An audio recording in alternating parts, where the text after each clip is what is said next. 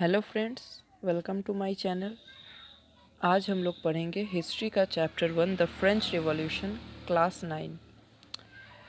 The French revolution is a landmark in the history of Europe and the world. It ended the monarchical system in France. The slogan of French Revolution, liberty, freedom and equality, became important ideas of the new era.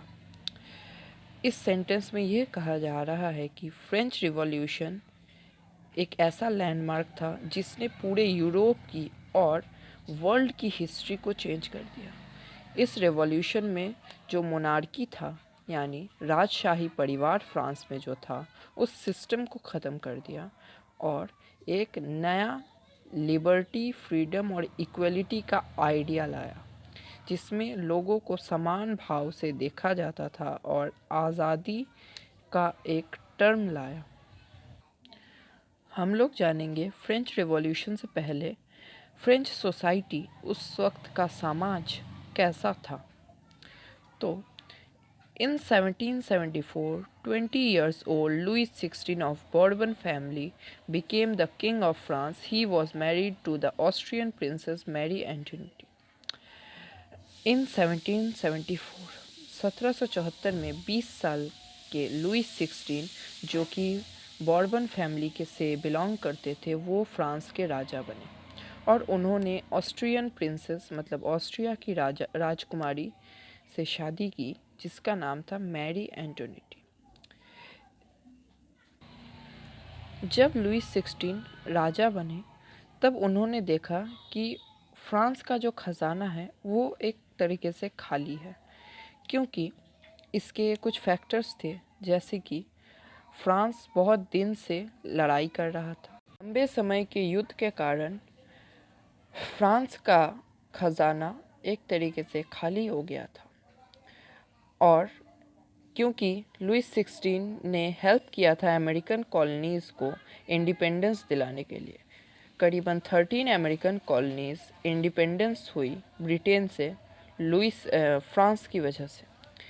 इस war में उन्होंने 1 billion लिबर्स का loan लिया था, जो कि interest की वजह से 2 बिलियन लिबर्स डेब्ट हो गया था। फ्रांस 2 बिलियन लिबर्स लॉस में चल रहा था, क्योंकि जो जहाँ से लोन लिया गया था, उन्होंने 10% इंटरेस्ट चार्ज किया था फ्रांस के ऊपर। फ्रांस में उस वक्त 3 स्टेट हुआ करते थे। First state the clergy, second state the nobility और थर्ड स्टेट जिसमें डॉक्टर्स, बिजनेसमैन्स, लॉयर, बाकी सिटीजन्स आते थे। तो हम लोग देखेंगे क्लर्जी किसे कहते थे। Clergies were the group of person invested with special functions in the church. जो चर्च के प्रेस्ट ट्रस्टी लोग थे, उनको क्लर्जी कहा जाता था और वो जन्म से ही प्रिविलेज का फ़ायदा उठाते थे, जैसे उन्हें टैक्स नहीं देना पड़ता था और वह खुद पीजेंट्स, फार्मर्स से टैक्स लेते थे, जिसे हम लोग तिथ के नाम से जानते हैं। इस टैक्स में पीजेंट्स से 1/10 ऑफ द एग्रीकल्चरल प्रोड्यूस लिया जाता था। इसका मतलब ये कि अगर किसी किसान ने 10 केजी ग्रेन उगाए हैं, तो उसमें से 1 केजी उन्हें चर्च को देना पड़ता था। सेकेंड स्टेट जो कि नोबिलिटी थे, यहाँ पे it consists of rich aristocrat people of the state. They also enjoyed the privilege of exemption from paying taxes of the state. Nobility जो थे वो राज परिवार के लोग होते थे या फिर राज कर्मचारी होते थे। ये लोगों को भी प्रिविलेज का ये भी फ़ायदा उठाते थे, इनको भी टैक्स देना नहीं पड़ता था, बल्कि ये खुद पीजेंट्स से टैक्स लेते थे। Third state and final state जो था, इसमें businessman, merchants, court official, lawyers, peasants, artisans, land labours, ये सब आते थे। इनके पास कोई प्रिविलेज नहीं था, इनको टैक्स पे करना पड़ता था, जिसे हम लोग टैली के नाम से जानते हैं। फ्रांस में पीजेंट्स की पॉपुलेशन करीबन 90% थी और इन पूरे 90% से टैक्स लिया जाता था। The struggle to survive. The struggle to survive का मतलब ये है कि फर्स्ट स्टेट और सेकेंड स्टेट जब टैक्स पे नहीं करती थी तो थर्ड स्टेट का क्या हाल होता था, उनको जीने के लिए कैसे संकटों का मुकाबला करना पड़ता था। 1715 से 1789 तक जो फ्रांस की पॉपुलेशन थी वो बढ़ रही थी। तो हम लोगों को पता है कि अगर किसी भी एरिया की पॉपुलेशन, किसी भी कंट्री की पॉपुलेशन बढ़ती है तो उसका consumption level, demand of food grains, ये भी अपने आप बढ़ता है। तो इनसफिशिएंट प्रोडक्शन की वजह से, मतलब प्रोडक्शन बहुत लो होने की वजह से, जो प्राइस ऑफ ब्रेड थे, वहाँ के जो ब्रेड के जो प्राइस थे, दाम थे, वह बढ़ने लगे। तो जो ब्रेड के प्राइसेस थे वो बढ़ने लगे और वर्कर को सैलरी ठीक से नहीं मिलती थी। इसी सिचुएशन की वजह से फ्रांस की इकोनॉमिक हालत और वहाँ के सिटीजन्स की हालत बहुत ही बुरी होने लगी और एक सब्सिस्टेंस क्राइसिस आने लगा। सब्सिस्टेंस क्राइसिस का मतलब होता है कि जो इकोनॉमी है उसका रैपिडली डिक्रीज़ होना और पॉपुलेशन का बढ़ना। तो इसी कारण से फ्रेंच रिवॉल्यूशन आउटब्रेक होने लगा। अब एमर्जेंस ऑफ मिडिल क्लास क्या था?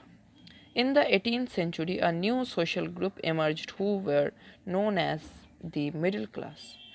18th century में फ्रेंच रिवॉल्यूशन के टाइम मिडिल क्लास, जो कि एक सत्ता ग्रुप की तरह उभरी, they had become rich by expanding of overseas trades and manufacturing goods.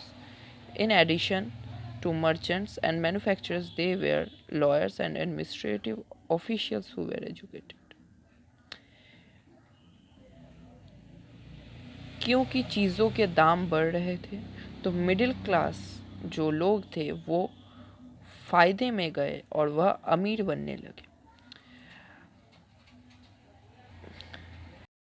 और ये बिलीव करते थे no group of society should be privileged by birth. किसी को भी जन्म से ही प्रिविलेज नहीं मिलनी चाहिए। यहाँ से बहुत सारे फिलोसोफर्स उभरे, जैसे कि John Locke, Jean Jacques Rousseau and Montesquieu considered the middle class was soul of responsible for revolution। इन्होंने कहा कि जो मिडिल क्लास होती है वो आत्मा होती हैं किसी भी आंदोलन की। They spread the ideas of freedom, equal laws and opportunities for all। इन्होंने फ्रीडम लॉज, इक्वल लॉज को, अपॉर्चुनिटी सबको मिलनी चाहिए, ऐसे आइडियाज़ को फैलाना शुरू किया। अब हम लोग आइडियाज़ ऑफ फिलोसोफर्स ये बहुत ही विस्तार से जानेंगे। जैसे जॉन लॉके जो थे वो 2 ट्रीटीज़ ऑफ गवर्नमेंट को क्रिटिसाइज़ करते थे और डिवाइन राइट्स का मतलब ये होता है कि सारे अधिकार किंग को मिलना और किंग ही सबसे सुपीरियर होना। तो इस आइडिया को जॉन लॉकी क्रिटिसाइज़ करते थे, नहीं मानते थे। और रूसो ने एक बुक लिखी, the social contract, propose the form of government based on social contract between the people and their representatives. Rousseau ने इस बुक में यह कहा है कि कैसे लोगों को अधिकार मिलना चाहिए अपने रिप्रेजेंटेटिव्स चुनने के लिए। और जो मॉन्टेस्क्यू थे उन्होंने the spirit of the laws लिखा, जिसमें straight the concept of separation of power between the legislature, executive and judiciary. उन्होंने न्याय व्यवस्था और जनता का अधिकार के लिए ये बुक लिखी थी, जिसमें उन्होंने सेपरेशन ऑफ पावर का जिक्र किया था। सेपरेशन ऑफ पावर ये था कि लेजिस्लेचर को पावर मिलना चाहिए, एग्जीक्यूटिव को और जुडिशरी को पावर मिलनी चाहिए। जैसे अपने इंडिया में लेजिस्लेटिव, एग्जीक्यूटिव और जुडिशरी तीनों को समान अधिकार का पावर मिला हुआ है। और American constitution and it's guarantee of individual right was important example of political thinkers of France.